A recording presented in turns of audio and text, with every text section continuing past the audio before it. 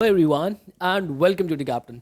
सो यार, journey to the end of the earth ये एक ऐसा चैप्टर है जिससे बहुत ही ज़्यादा हाई चांसेस हैं कि आपके जो 12th और 13th नंबर के जो क्वेश्चंस बनने हैं, लॉन्ग फॉर्म जो क्वेश्चंस बनने हैं, वो उसके अंदर एक अहम रोल ये चैप्टर निभा सकता है। क्यों कह रहा हूँ? क्योंकि इस चैप्टर में आपको थोड़ी सी क्लैरिटी मिलती है कि क्यों जो हमारा चंद्रयान 3 है वो साउथ पोल पे ही लैंड हुआ था। तो क्योंकि चंद्रयान 3 थोड़ा सा हॉट टॉपिक है, ये चैप्टर भी कहीं ना कहीं वैसा ही रिलेट कर रहा है, तो चांसेस थोड़े से हैं, इसलिए प्रिपेयर अच्छे से करना। इस चैप्टर की प्रॉपर पूरी समरी, मोस्ट इंपॉर्टेंट क्वेश्चन सब कुछ करा दूंगा और इसके बाद आपको कुछ भी देखने की जरूरत नहीं पड़ने वाली है। चलो यार, सबसे पहले अगर मैं इस चैप्टर की पूरी थीम की बात करूं तो ये चैप्टर हमें ये सिखाता है कि भाई हमारा जो नेचर है ना, उसके साथ जो बदसलूकी इंसानों ने कर रखी है वो कितनी ज़्यादा, और उस पर नेचर का क्या क्या इम्पैक्ट आ रहा है। हमारी जो ऑथर है, नाम याद रखना, उनका नाम है हमारा तिशानी दोशी। ठीक है, तिशानी दोशी। ये जो हमारी ऑथर है ये अपना रिसर्च के लिए जाती है, अंटार्कटिका जाती हैं और वहाँ पे देखते हैं कि भाई कितना बुरा हाल जो है वो लोग जो है वो कर रहे हैं, हमारे नेचर के साथ खिलवाड़ कितना कर रहे हैं, और एक्चुअल में कैसे यंग पीपल जो है वो अपना टाइम स्पेंड करके इसको बचा सकते हैं, इसकी टेक केयर कर सकते हैं। ठीक है, अब बिल्कुल विस्तार से आपको चैप्टर समझाऊंगा, आपको मज़ा आ जाएगा। देखो यार, हमारी जो ऑथर है तिशानी दोशी जी, वो एक रशियन रिसर्च शिप के अंदर जाती हैं और शिप का नाम क्या है? एकेडमिक सोलेस्की। ठीक है, ये नाम ये आपको याद रखना है, ये शिप का नाम है। ठीक है, वो एक्चुअली एक जो हमारा एक प्रोग्राम है, उस प्रोग्राम का नाम क्या है? Student on ice. यहाँ पे होता क्या है एक्चुअल में? ये प्रोग्राम जो है हमारे गॉफ साहब कराते हैं। ठीक है, नाम इसके अंदर कहीं मेंशन होगा, गॉफ, GEOFF करके। ठीक है, वो उसको लीड करते हैं। वो पहले क्या करते थे, वो बड़े बड़े एक्टर्स, ठीक है, बड़े बड़े लोग जिनका बड़ा ज़्यादा नाम है, उनको लेके जाते थे उस ट्रिप पे और उनको ये फील कराते थे कि सर हम नेचर के साथ बहुत ज़्यादा बदसलूकी कर रहे हैं। और कहाँ लेके जाते थे? बिल्कुल अंटार्कटिका, कितना ठंडा प्लेस है। ठीक है, और उसके अंदर कुछ एंथुजियास्ट लोग भी होते थे जो कि ट्रिप के बारे में सुन के जाना चाहते थे। बट देन उन्होंने रियलाइज़ किया कि यार मैं इन लोगों को लेके जाता हूँ बट ये लोग वापस आने के बाद कुछ ज़्यादा कंट्रीब्यूट कर नहीं रहे। क्योंकि यार अगर वो इंसान तुम्हें वहाँ लेके जा रहे हैं, वो ट्रिप नहीं बोलूँगा, एक्चुअल में एक वो पूरा रिसर्च है, तुम्हें जो है वो नेचर से मुखातिब कराते हैं, नेचर के बारे में बताते हैं वहाँ पे सारी चीज़ों के, तो वो तुमसे एक्सपेक्ट करेंगे कि एटलीस्ट तुम वापस आने के बाद लोगों के अंदर अवेयरनेस लाओ। तो वो लोग ऐसा नहीं कर रहे थे, इसलिए उन्होंने क्या करा, जो कि यस, ये रहा नाम, गॉफ ग्रीन साहब ने फिर जो यूथ था, यंग बच्चे जो थे, वो उनको ले जाने लगे वहाँ पे। ठीक है, ताकि उनकी लाइफ के अंदर एक चेंज आए, उनकी लाइफ के अंदर एक, इनको ये पता हो कि भाई बचपन से ही उनके छोटे छोटे एक्शंस ऐसे हो जाए कि वो नेचर को सेव कर सके और लोगों को अवेयर करे। ठीक है, तो वो इस शिप के अंदर बैठ के जाती हैं। वो कहाँ जाती है? He was heading towards the coldest, driest and windiest continent in the world, Antarctica. कहाँ जाते हैं? अंटार्कटिका जाते हैं, जो कि बहुत ही ठंडा है, बहुत ही सूखा है, वहाँ पे बहुत हवाएं चलती है, जो कि Antarctica. He set foot on the Antarctica continent after travelling 100 hours. 100 घंटे लगे थे। और देखो उन्होंने ट्रैवलिंग कहाँ से स्टार्ट की थी, मैं आप लोगों को बता देता हूँ। उन्होंने मद्रास से जो है वो ट्रैवलिंग स्टार्ट की थी, और यहाँ पे जो है ना उसको 13.09 डिग्री करके बोला हुआ है। ठीक है, 13.09 डिग्री करके बोला हुआ है, तो आंसर के अंदर मद्रास को आप 13.09 डिग्री, बस ये समझ लेना कि 13.09 डिग्री आप लिख दो। क्यों? क्योंकि एक्चुअल में थोड़ा सा ज्योग्राफी वाली बात है, तो 13.09 डिग्री मतलब वो मद्रास वाली ही बात हो गई। ठीक है, कि वहां से उन्होंने अपनी जर्नी जो स्टार्ट की है। It was 650 million years ago a giant super continent Gondwana did exist. देखो 650 करोड़ साल पहले जो है एक बहुत बड़ा कॉन्टिनेंट होता था जिसको गोंडावा कहते थे। इसको गोंडावा को मैं आप लोगों को समझाता हूँ। ये हमारी जो अर्थ है, ये हमारी आज वाली अर्थ है जो आप देख रहे हो। ठीक है, बट हमारी एक्चुअल अर्थ ऐसे दिखती नहीं थी। यहाँ पे आप देखोगे हमारा साउथ है, ये अंटार्कटिका है, यहाँ पे हमारा इंडिया है, बट ये पहले ऐसा नहीं था। 650 करोड़ साल पहले ये सारी चीज़ें एक ही साथ थी, ये करके बिल्कुल देख रहे हो आप, बिल्कुल एक साथ थी। और ये वाली जो लैंड थी इसको हम गोंडावा लैंड कहते थे, इसके अंदर अंटार्कटिका भी यहाँ पे है। फिर क्या हुआ, मेटेरॉइड्स जो है वो गिरे, उनकी वाइब्रेशन से जो है वो धरती धीरे धीरे धीरे धीरे धीरे स्प्लिट होती चलेगी, और यहाँ से फिर वो यहाँ पे जो है आके कन्वर्ट हो गई। तो यहाँ पे हमारी जो दोषी जी हैं वो ये फील करती है कि यार पहले इंडिया जो है वो एक्चुअल में अंटार्कटिका का ही पार्ट होता था, और फिर वो जाके क्या हो गया, एशिया के अंदर मिल गया। देखो यहाँ पे कहीं पे जो है वो इंडिया था, फिर वो जाके एशिया के अंदर जो है कहीं पे जाके मिल गया, और जैसे ही जब वो इसके अंदर टकराया तो यहाँ पे माउंटेन की बड़ी बड़ी रेंजेस आ गई, जैसे हमारे हिमालय रेंज हो गए इस तरीके से। और फिर वो फील करती है कि जो हमारा ये हमारा नॉर्थ अमेरिका है और ये हमारा साउथ अमेरिका है, तो नॉर्थ अमेरिका ये जो साउथ अमेरिका है वो नॉर्थ अमेरिका में जाके भिड़ गया, और यहाँ पे जो है एक पानी की बड़ी तेज से सर्कुलर सी जो है वो मोशन सा आ गया, जिसकी वजह से अंटार्कटिका यहाँ का यहीं रह गया। तो ध्यान रखना एक्चुअल में इस चैप्टर में अंटार्कटिका क्यों एक बेस्ट प्लेस है, क्योंकि एक्चुअल में लाइफ की ओरिजिन वहीं से स्टार्ट हुई और ये साउथ है, ठीक है।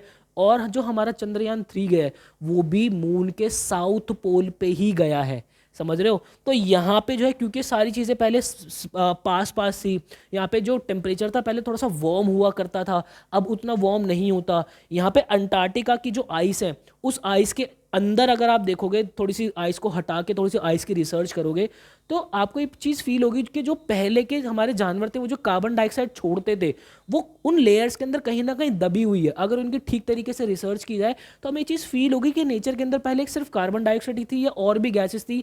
हमें उनकी एग्जिस्टेंस के बारे में पता चलेगा कि कितने साल पुरानी जो है कार्बन डाइऑक्साइड है, बहुत चीज़ें हमें जो है वो रिसर्च का पता चलता है साउथ पोल पे।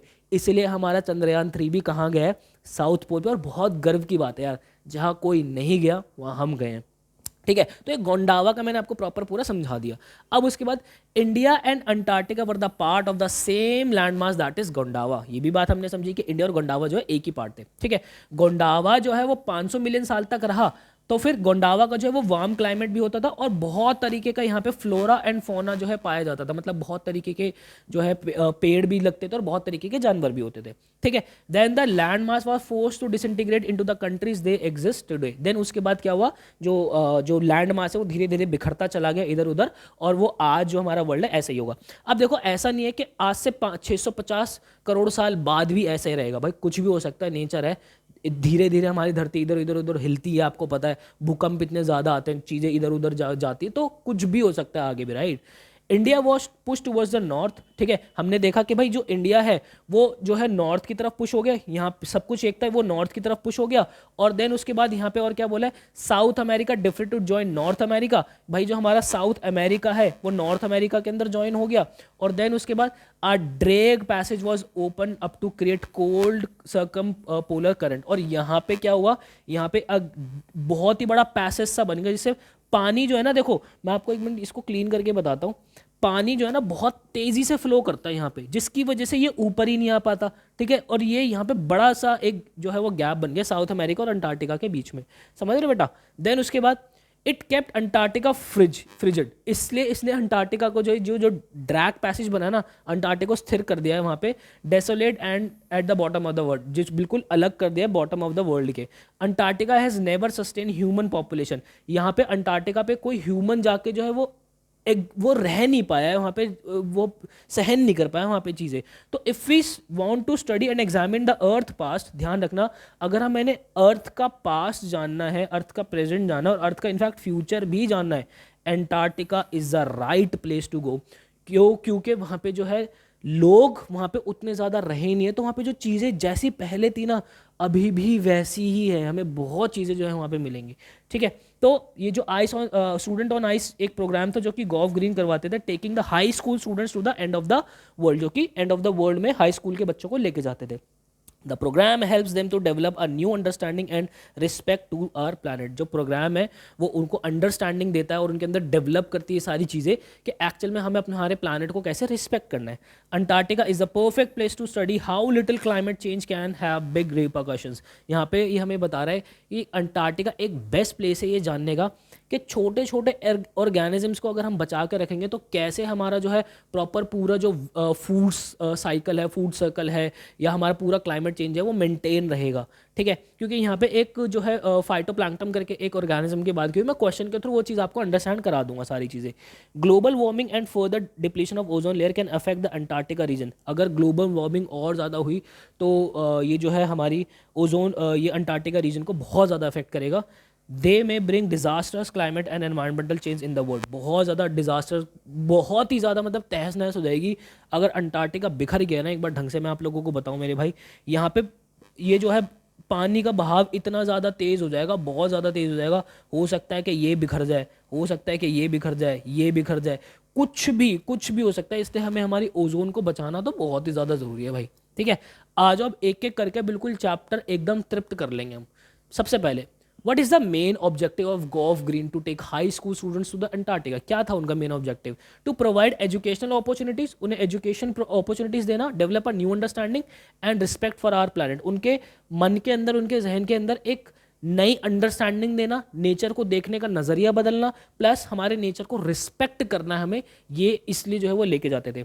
ही offers future policy makers a new experience to absorb, learn and act. देखो उनको ये फील हुआ कि जो यूथ है यही वो बच्चा जो आगे जाके फ्यूचर की पॉलिसीज बनाएंगे, हमारे वर्ल्ड की पॉलिसीज बनाएंगे। तो इनको जो है, इनको पढ़ाना, इनको नेचर के प्रति रुझान इनका होना बहुत ज़्यादा ज़रूरी है, इसलिए वो इनको लेके जाते थे। ठीक है, next question, Why is a visit to Antarctica important to realize the effect of global warming? Antarctica की जो विजिट है वो क्यों इम्पोर्टेंट है ये रियलाइज करने के लिए कि ग्लोबल वार्मिंग जो है बहुत बुरी तरीके से अफेक्ट कर रही है। One can see the glaciers retreating. आप वहाँ पे जाके देखोगे जो ग्लेशियर्स है बड़े बड़े टूट रहे हैं यार, वो बिखर रहे हैं। इससे हो क्या रहा है कि पानी बहुत ज़्यादा हो रहा है, पानी बहुत ज़्यादा होगा तो ध्यान रखना धरतियाँ इधर उधर टूटेंगी। ठीक है, आइस शेल्स कोलैप्सिंग, जो आइस के जो शेल्स है वो कोलैप्स कर रहे हैं, विच रेज अ वाटर लेवल, जो कि पानी का लेवल बहुत बढ़ा रहे हैं सी के अंदर, समुद्रों के अंदर। As a result may low lying regions will be submerge under the water in the coming future. तो जो मैंने आपको बताया ना, ये जो छोटे छोटे जो पार्ट हैं ये वाली चीज जो कि क्या कहते हैं पानी के बहुत कॉन्टैक्ट के अंदर है, बहुत ज़्यादा हाई चांसेस है कि ये एक दिन समुद्र के अंदर ही समा जाए। समझ लो इतना पानी का लेवल जो है वो बढ़ रहा है। हम एसी के अंदर बैठ के ग्लोबल वार्मिंग, ओजोन लेयर, इनकी बातें तो कर लेते हैं, बट जिस दिन अंटार्कटिका पहुंच गए ना भाई, उनको फील कर लिया, मैं कह रहा हूँ एसी चलाना छोड़ दोगे, इतना ज़्यादा नुकसान हम अपनी अर्थ को पहुंचा रहे हैं। ठीक है, हाँ, वट आर फाइटोप्लैंक्टन्स, इनकी बात करते हैं, how they are important to our ecosystem. देखो यार, मैंने इसके अंदर वैल्यू पॉइंट्स डाले, मैं आपको सारी चीज़ें समझा दूंगा, देन उसके बाद अपने आंसर्स की आप बहुत अच्छे से फ्रेमिंग कर सकते हो। ये बहुत ही माइक्रोस्कोपिक छोटे से ऑर्गेनिजम्स होते हैं। ठीक है, form of a plant life in the sea, ये एक तरीके का प्लांट होता है, एक तरीके का एल्गे ही होता है, आप समझ सकते हो। काई जो होते हैं ना, एक तरीके का वैसा ही होता है, जिससे होता क्या है, they nourish and sustain the entire southern food ocean food chain. ये जो ओशन की जो फूड चेन है ना, उसको मेंटेन रखता है। क्यों? क्योंकि इसके अंदर जो हमारे पानी वाले जीव होते हैं वो इनको खाते हैं। ठीक है, उनको जो है वो बर्ड्स खाती हैं, और फिर बर्ड्स जो है वो आगे आगे भी जाते हैं और उनको और भी लोग खाते हैं। तो ये जो they are single cell plant, बहुत ही सिंगल सेल प्लांट होते हैं phytoplankton, and use energy of the sun to assimilate carbon supplying oxygen and synthesis compound. देखो ये सिंगल सेल प्लांट होता है जो कि फोटोसिंथेसिस करते हैं। फोटोसिंथेसिस का मतलब क्या हो गया कि सन से लाइट लेते हैं और देन अपना फूड जो है वो बनाते हैं। ठीक है, बात आ रही समझ में।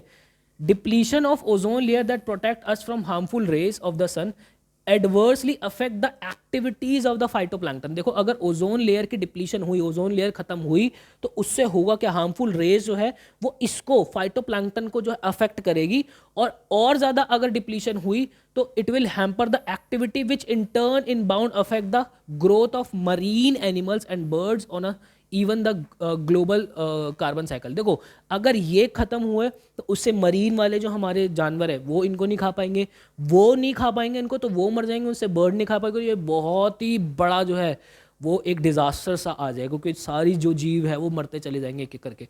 तो इसलिए यहाँ पे जो है एक क्वेश्चन यहाँ से और भी बनता है कि क्यों हमें छोटी छोटी चीज़ों को जो है बचाना चाहिए, बड़ी बड़ी चीज़ें तो अपने आप बच जाएंगी। यहाँ से आप रिलेट कर पा रहे होंगे उसको।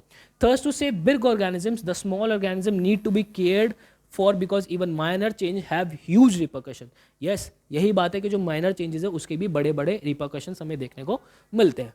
चलो नेक्स्ट क्वेश्चन है, take care of the small things and the big things will, yes आगे ना वही question, take care of the small things and the big things will take care of themselves.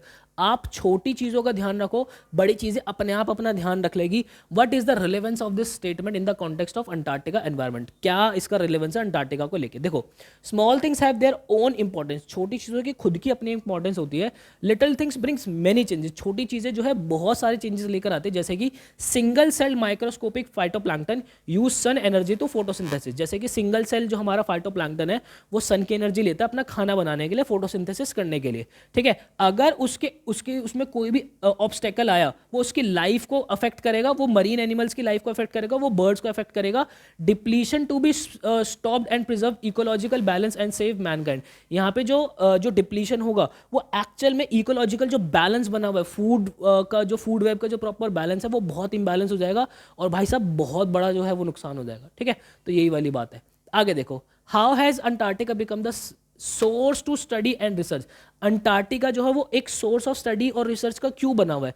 यहाँ पे जो है very mysterious and revealing things not experience before. यहाँ पे आपको ऐसी चीज़ें पता चलती है जो कि बहुत ही मिस्टीरियस है और पहले कभी जो है वो रिवील नहीं हुई है। 650 million years ago Gondwana a super continent existed. आपको गोंडवाना की बात करना है कि भाई 650 मिलियन साल पहले गोंडवाना जो है एक सुपर कॉन्टिनेंट हुआ करता था और वहाँ पे क्लाइमेट बहुत ही ज़्यादा जो है वो वार्म हुआ करता था और वहाँ पे ह्यूज तरीके के एनिमल्स और जो है प्लांट हुआ करते थे पहले।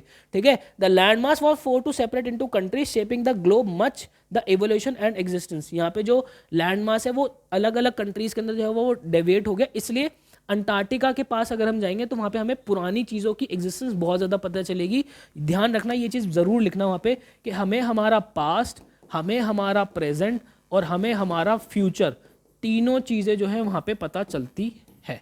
बात आ रही समझ में? चलो next, in what ways is the research on Antarctica helpful in the study of and understanding of the earth past future according to the journey of the end of the earth. अच्छा question है, देखो ये important question है, इसको रखना यार। ठीक है, कैसे हमें पता चलता है पास्ट, प्रेजेंट और फ्यूचर के बारे में? देखो, अंडरस्टैंडिंग पास्ट एंड फ्यूचर हमें पता चलता है it will also suggest a lot of future possibilities. हमें बहुत सारी फ्यूचर पॉसिबिलिटीज यहाँ पे पता चलती है। Opportunity to study the future climate changes easily and more effectively. यहाँ पे हमें फ्यूचर का क्लाइमेट क्या होगा वो बहुत ही अच्छे से जो है पता चलता है और बहुत ही इफेक्टिवली जो है हमें पता चलता है। Come to know about the repercussions of the various environmental changes. हमें यहाँ पे जो है वो बहुत ही ज़्यादा एनवायरमेंटल जो चेंज आ रहे हैं उनके आगे क्या रिपरकशन हो सकते हैं वो हमें पता चलते हैं। Realization on the appearance of the future world. हमें यहाँ पे फ्यूचर वर्ल्ड जो है उसका रियलाइजेशन होता है। अब क्यों यहाँ पे जो है इंपॉर्टेंट है? क्योंकि जो आई स्कोर है अंटार्कटिका वो more than 500,000 year old carbon dioxide जो है वो उसके रिकॉर्ड को होल्ड करती है।